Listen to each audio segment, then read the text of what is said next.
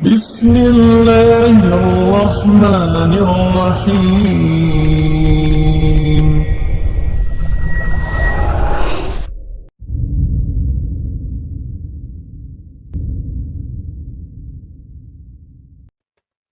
بسم الله الرحمن الرحيم.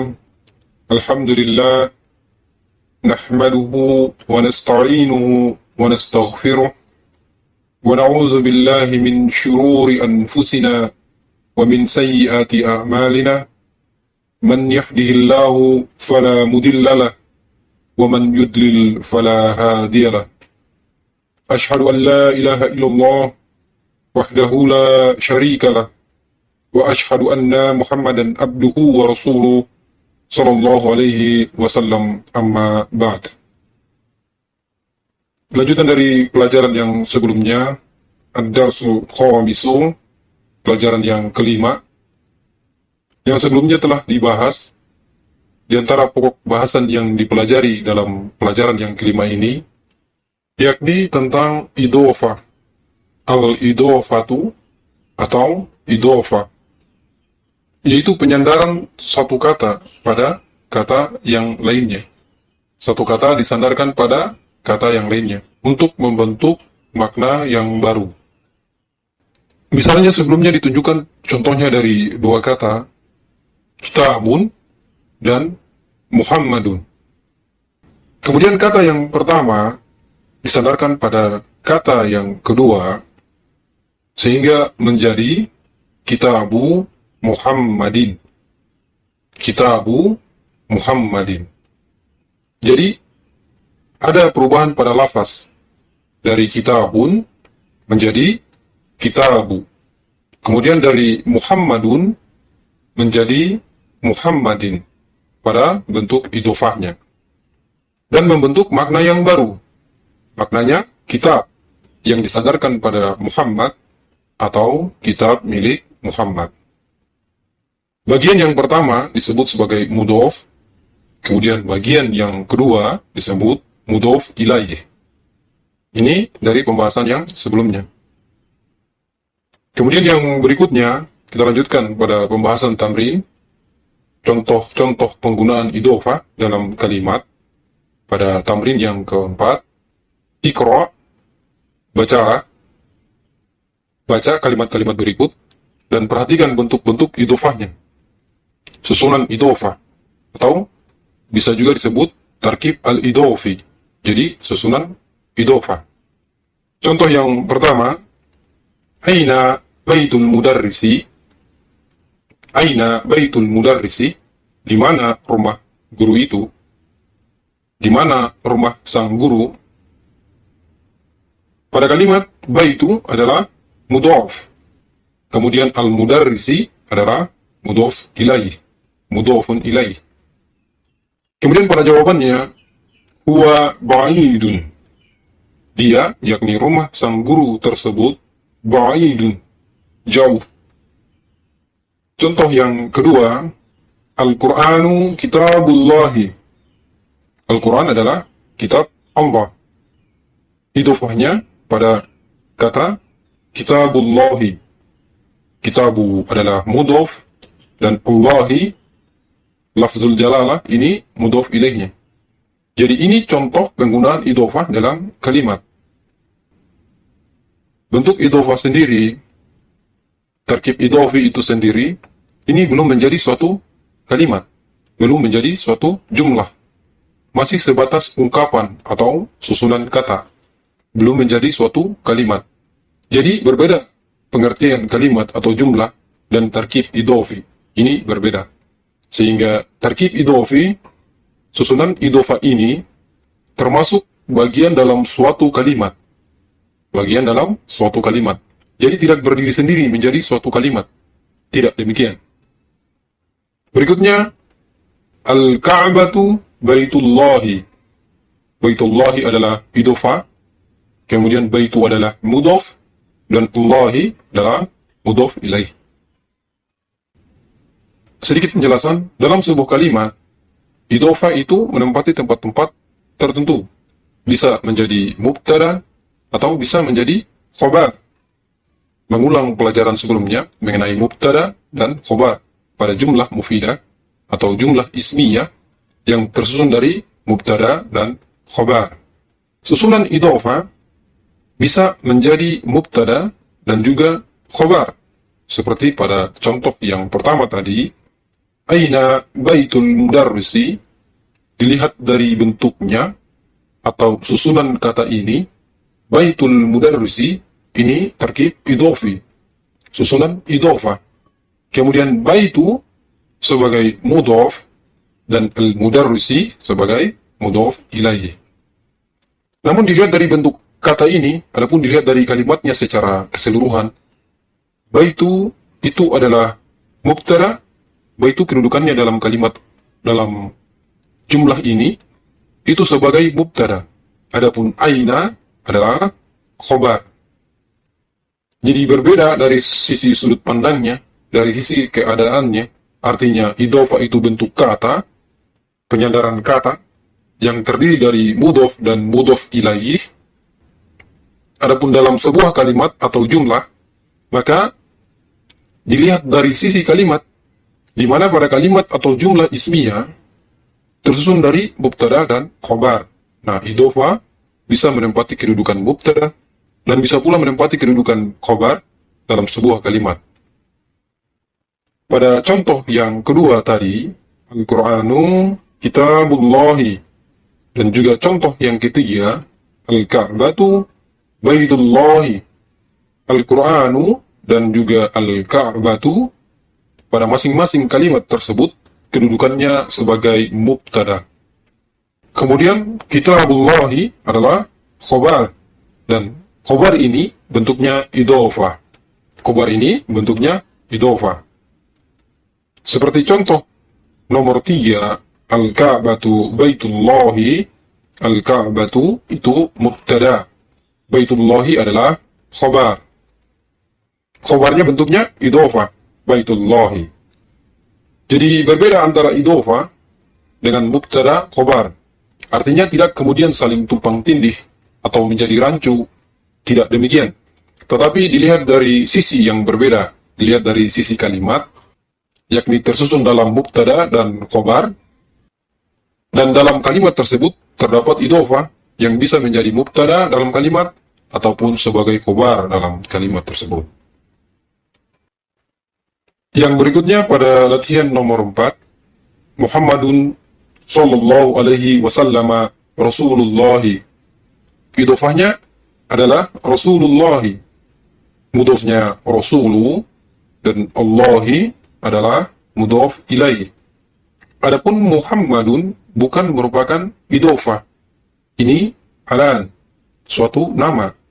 Dan sallallahu alaihi wasallam adalah kalimat tambahan. Faedahnya untuk memberikan doa atau salawat pada Nabi Muhammad sallallahu alaihi wasallam. Dalam kalimat tidak punya kedudukan. Yang mempunyai kedudukan dalam kalimat yang menjadi mubtada adalah pada kata Muhammadun, kemudian khobarnya pada bentuk idhofah. Rasulu adalah khobarnya. Rasulu adalah khobarnya. Jadi sallallahu alaihi wasallam adalah tambahan dan tidak punya kedudukan dalam kalimat ini. Ini dilihat dari sisi tata bahasa, dari sisi nahwu. Jadi dilihat dari sisi nahwu, tata bahasa demikian. Muhammadun itu mubtada, kemudian Rasulu adalah khobar. Dan khobar ini bentuknya idhofah. Rasulu adalah mudhof dan Allahi adalah mudhof ilaih. Berikutnya pada nomor 5, kharajal mudarrisu min ghurfatil mudiri. Kharajal mudarrisu min ghurfatil mudiri. Idhofahnya adalah ghurfatil mudiri. Adapun mudhofnya adalah ghurfati, bukan ghurfatu ya, karena didahului oleh min, oleh huruf jar. Kemudian al-mudiri adalah mudhof ilaihnya. Pada kalimat tersebut, kharaja adalah fi'il, bentuk fi'il. Berarti ini termasuk jumlah fi'liyah. Kalau jumlah fi'liyah tersusun dari fi'il dan fa'il. bukan mubtada dan khobar, tapi fi'il dan fa'il. Kharaja itu sebagai fi'il, kemudian al-mudarrisu itu fa'ilnya. Adapun ghurfatil mudiri, ia terletak sesudah huruf jar, sesudah min. Berikutnya, hadza baitu Hamidin wa dzalika baitu Khalidin. Terdiri dari dua kalimat, maka idhofahnya pun ada dua ya.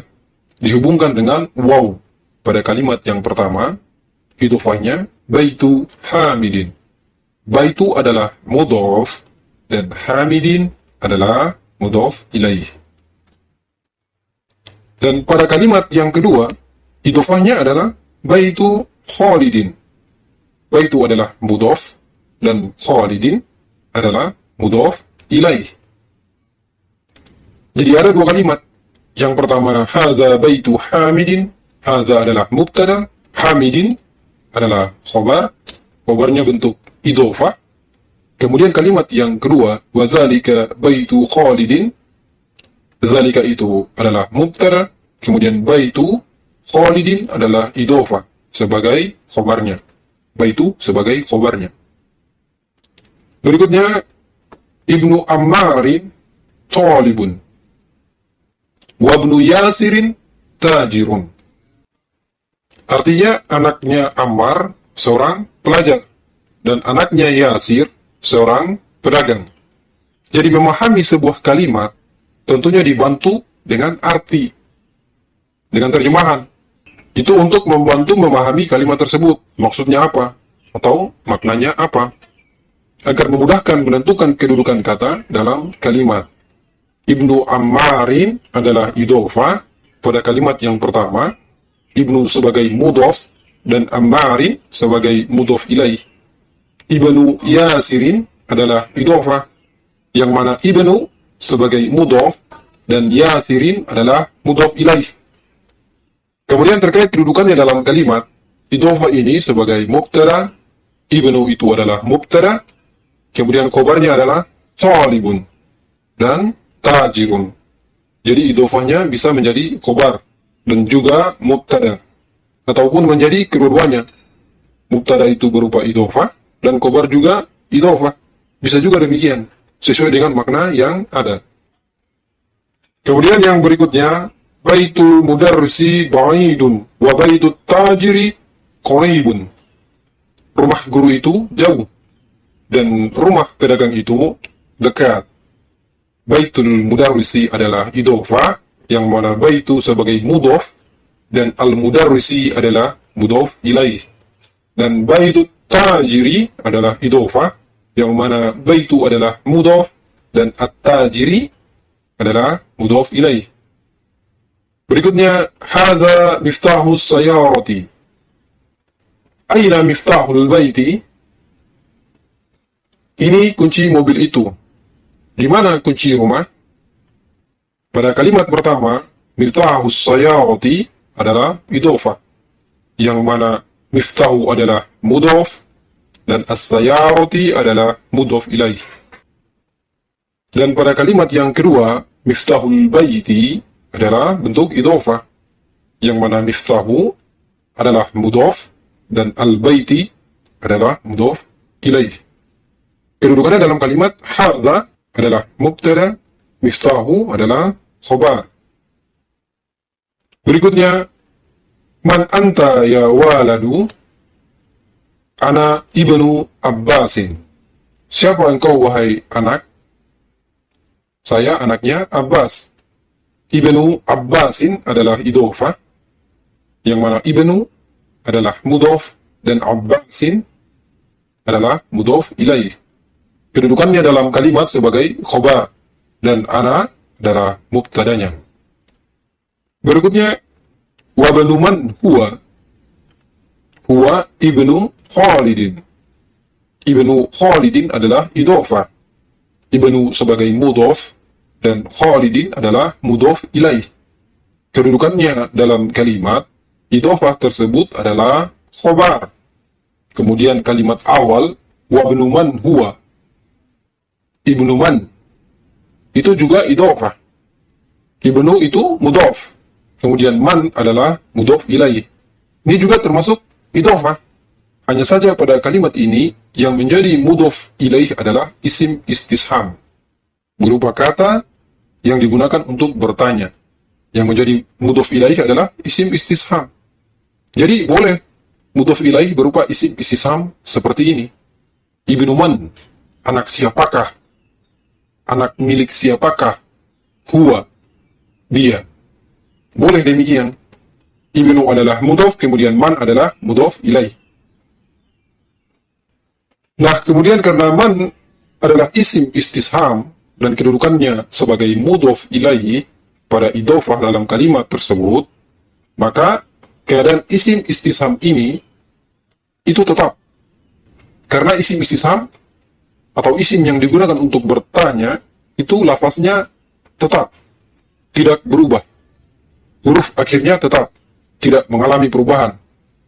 Berbeda dengan isim secara umum yang akan mengalami perubahan ketika menjadi mudhaf ilaih, yakni huruf akhirnya berubah dari dhammah menjadi kasrah, dari rofa menjadi jar.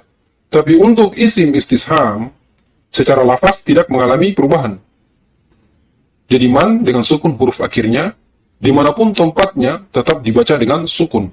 Seperti pada contoh, man sebagai mudhaf ilaih, dan kaidahnya mudhaf ilaih itu dijarkan atau dikasrahkan huruf akhirnya.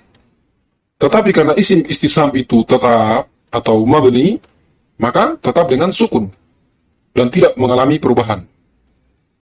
Berikutnya, aina masjidu Rasulullah sallallahu alaihi wasallam? Huwa fil Madinatil Munawwarati. Rasulullah adalah idhofah, yang mana Rasulu adalah mudhaf dan Allahi adalah mudhaf ilaih. Mudhaf dan mudhaf ilaih selalu beriringan. Rasulu itu mudhaf, kemudian Allahi adalah mudhaf ilaih. Pada kalimat, pada bentuk idhofah, Rasulullah disandarkan dengan kata yang lain, atau diidhofai oleh kata yang lain, yaitu masjidun. Jadi masjidun, isim ini hendak disandarkan atau diidhofahkan pada Rasulullah agar memberikan makna sebagaimana yang ditunjukkan pada idhofah, yakni menunjukkan kepemilikan. Masjid milik Rasulullah. Ketika ada isim yang lain disandarkan pada bentuk idhofah, maka disesuaikan dengan kaidah asal idhofah. Pada kalimat, kata masjidu asalnya adalah masjidun. Harokat akhirnya tanwin, menjadi masjidu, tidak tanwin. Kemudian masjidu, kedudukannya menjadi mudhaf. Dan mudhaf ilaihnya adalah kata yang sesudahnya, yakni pada kata Rasulullah.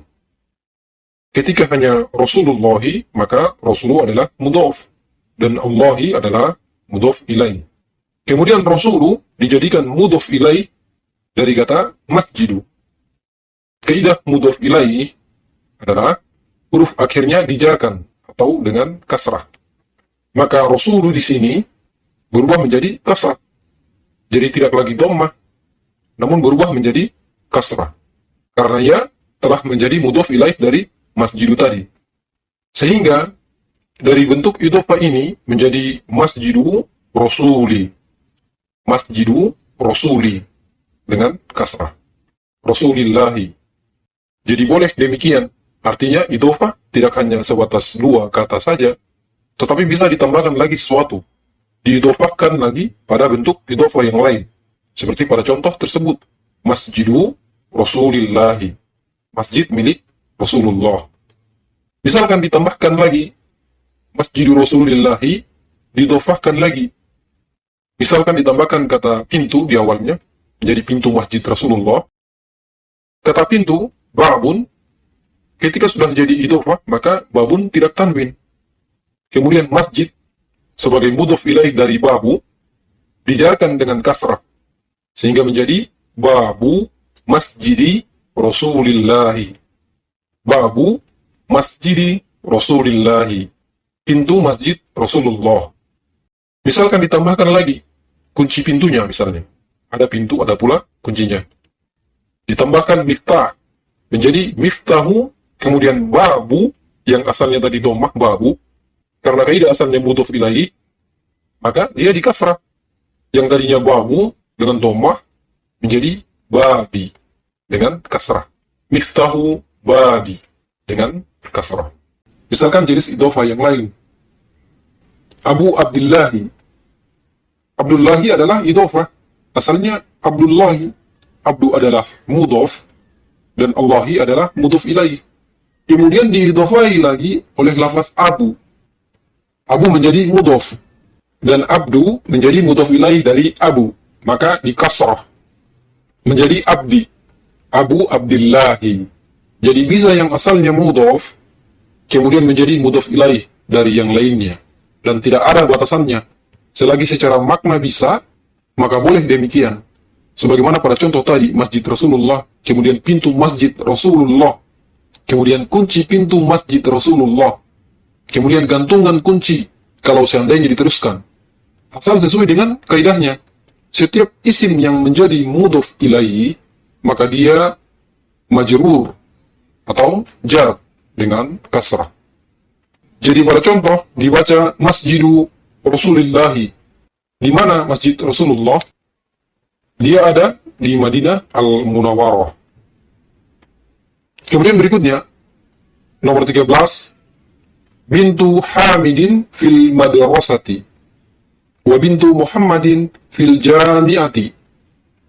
Anak perempuan Hamid di sekolah dan anak perempuan Muhammad di kampus. Idhofah pada dua kalimat di atas adalah bintu Hamidin dan bintu Muhammadin. Mudhof pada dua idhofah tersebut adalah bintu. Kemudian mudhof ilaih adalah Hamidin dan Muhammadin. Kemudian idhofah tersebut kedudukannya dalam kalimat sebagai mubtada. Dan fil madrasati, fil jami'ati adalah khobar. Berikutnya pada nomor 14, ismul mudarrisi Sa'idun wasmul muhandisi Khalidun. Nama guru itu Sa'id dan nama insinyur itu Khalid. Mudhofnya adalah ismu dan mudhof ilaihnya al-mudarrisi dan al-muhandisi. Berikutnya pada nomor yang 15, Ammut talibi ghaniyun. Paman pelajar itu kaya. Mudhofnya adalah ammu dan mudhof ilaihnya adalah at-talibi. Berikutnya, babul masjidi maftuhun wa babul madrasati mughlaqun. Pintu masjid itu terbuka dan pintu sekolah itu tertutup atau terkunci. Mudhofnya adalah babu dan mudhofun ilaihnya adalah al-masjidi dan al-madrasati. Berikutnya, qalu Hamidin fakirun. Paman Hamid fakir. Jadi ammu pada nomor 15 adalah paman dan qalu juga bermakna paman. Bedanya adalah ammun adalah paman dari pihak ayah atau saudara laki-laki dari ayah, itu am. Kalau khalun adalah paman dari pihak ibu, saudara laki-laki dari ibu, itu khol. Jadi dalam bahasa Arab dibedakan. Mudhofnya qalu dan Hamidin adalah mudhof ilaih. Berikutnya, sayaratu Abbasin fisyari. Mobil Abbas ada di jalan. Mudhofnya sayaratu Abbasin adalah mudhofun ilaihnya. Berikutnya, ibnu man anta? Ana ibnul mudarrisi. Anak siapa kamu? Saya anak pak guru. Mudhofnya adalah ibnu, mudhof ilaihnya adalah man. Pada jawaban ibnul mudarrisi, ibnu adalah mudhof dan mudhof ilaihnya adalah al-mudarrisi. Mudhof dan mudhof ilaih adapun dalam kalimat anta ataupun ana itu sebagai mubtada. Kedudukannya dalam kalimat sebagai mubtada. Kemudian idhofah itu sebagai khobar. Berikutnya, ainal kalbun huwa tahtas sayarati. Di mana anjing itu? dia, yakni anjing tersebut, tahta sayarati, di bawah mobil. Tahta sayarati adalah idhofah. Mudhofnya adalah tahta, dan mudhofun ilainya adalah as-sayarati. Tahta memberikan keterangan tentang tempat. Dalam bahasa Arab, isim yang menunjukkan tempat, itu nanti huruf akhirnya di fathah. Nanti insya Allah pada pembahasan-pembahasan mendatang akan dibahas mengenai ini. Karena menjelaskan tempat, maka huruf akhirnya di fathah, sehingga dibaca tahta.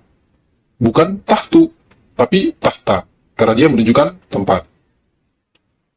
Berarti mudhofnya, huruf akhirnya di fathah, karena terkait dengan tempat, atau menunjuk tempat. Tetapi dari bentuknya, tetap dia mudhof. Tahta itu mudhof. Dan as-sayarati adalah mudhof ilaih. Nah, isim yang demikian ini, seperti tahta, atau yang semisalnya, menunjukkan tempat, atau terkait dengan tempat, dalam kalimat disebut sebagai dhorof makan. Jadi, dhorof makan itu, nanti fungsinya dalam kalimat sebagai penunjuk tempat. Jadi, melihat bentuknya, dia mudhof.